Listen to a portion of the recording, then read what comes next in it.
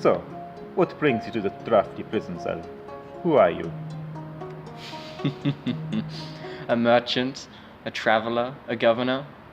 Would you believe me when I say there are kingdoms greater than Genoa or Venice, where warriors are as fierce as they are loyal to their king?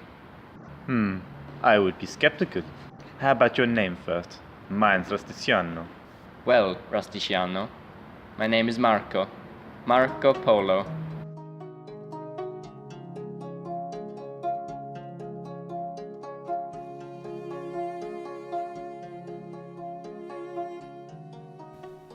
The tale of our hero will begin in Venice at the age of 17, youthful, innocent, and excited to venture the world with his father and uncle across the Silk Road.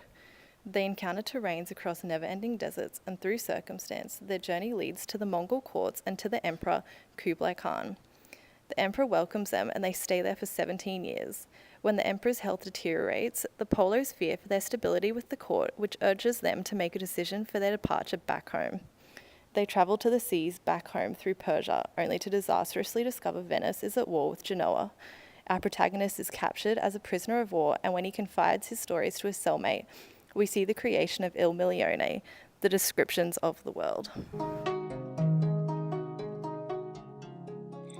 In our film, we wanted to explore themes and characters that were relatable to today's audience, that were still entertaining and yet historical. In light of what's been happening in politics at the moment, abroad in the US and even here in Australia, we felt it was important to remind everyone that communities prosper with cultural diversity and in the exchange of ideas. When we're presented with Marco Polo and his story, it was something that hit chord with us, and I'm sure it will for our future audience. When Marco Polo leaves Venice and reaches the Mongol courts to meet with the Emperor Kublai Khan, the Mongol bureaucracy was a mix of elements from different Chinese philosophies of Tang and Song dynasties. The court then consisted of ministers in high-ranking positions who were Jews, Muslims, Christians, and Buddhists. And this really was a reflection of their openness towards foreigners and their different ideas and knowledge. This resulted in the flourishing of the arts and sciences of the time, which we will be showing throughout the film.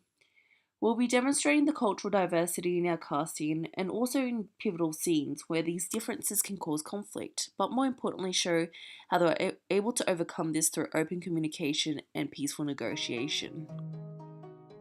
In Act 2, we'll see 17-year-old Marco departing Venice with his father and uncle. In the 13th century, Venice was a network of canals and narrow streets, and during this time it was also a primary trading partner to the cities of Byzantine Constantinople and Islamic Cairo, which greatly shaped the architecture and style. These styles both fused together, forming the style of Venetian architecture. Polo was from a wealthy family who all had opulent houses. To visually achieve this, we will design a set which embraces the facades with tall, narrowed arches adorned with mosaics, Byzantine art, and decorative paneling.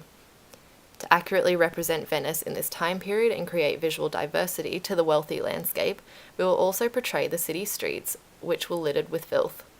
This is true to the time and creates a stark contrast to the lavish palaces. To design the set for Marco's gathering with Kublai Khan, we will need to rely on artistic representations of his courts.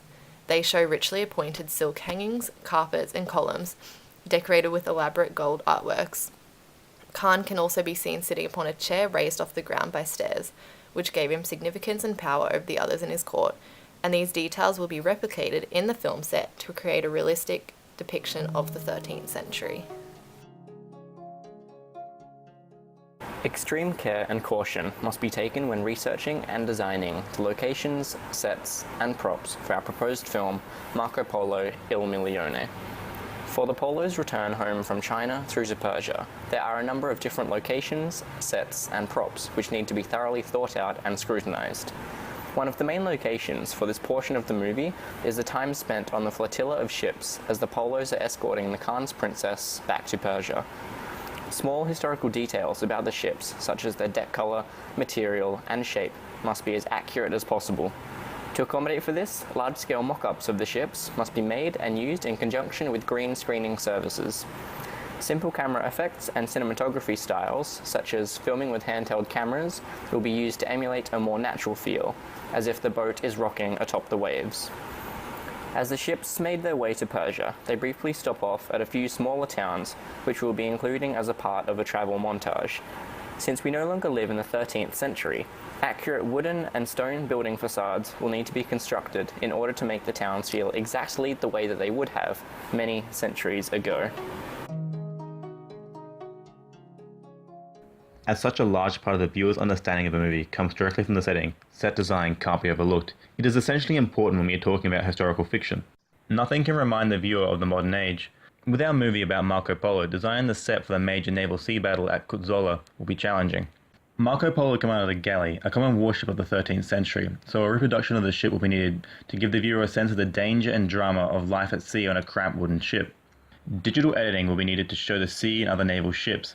The atmosphere in this scene will be dark, bloody, and action-filled, trying to capture the essence of a medieval battle. Marco Polo was captured by the Genoese and spent a year in prison in their city. The architecture of the port city of Genoa will need to be constructed, featuring buildings of stone or wood.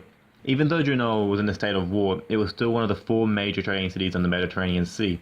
Therefore, there would still be a bustle of trade in the background which needs to be included in most scenes outside the prison. Inside the prison, his cell would have stone walls and thick cast iron bars. It would be dimly lit, small space with only a straw bed, chamber pot and a chair, truly portraying a sense of impotence. For this historical-based movie about Marco Polo, I wanted to make the costume designs as accurate as possible to the real clothing that they would have worn at the time. Clothing designs in the medieval times were simple. There were tunics and trousers made of wool and cloth, with long cloaks and mantles over them, and that is the basic design for young Marco's clothing at the beginning of the movie. China at the time was ruled over by a Mongolian emperor named Kublai Khan, and so the clothing from the previous dynasty, the Song dynasty, was kept and the Mongolian traditional clothing was introduced. Marco would have worn the traditional Chinese Zi-sun dresses, which were worn by everyone, as well as the traditional Mongol fur coats and fur caps. The Zi-sun dresses the cast would wear would have been made from silk and woven wool to keep the authenticity of the original gowns that the Chinese would have worn.